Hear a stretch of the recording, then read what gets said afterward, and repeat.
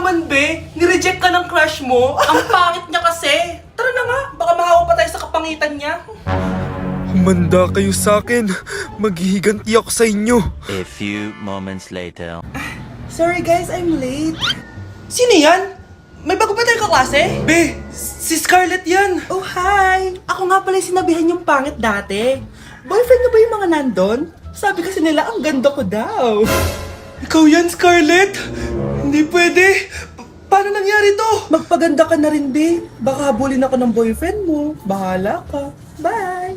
Uy, Scarlett, ang ganda mo na. Anong sikreto mo? Maligo din kasi kayo, be. Hala, di ba siya yung nag-reject sa kanya dati? OMG. Sorry nga pala sa nasabi ko sa'yo dati, pero sure na ako ngayon na gusto kita. Eto, para sa'yo. Okay. So tayo na? Pwede ka na umalis. Ang kapal din ng mukha mo no? Sorry pero may boyfriend na ako.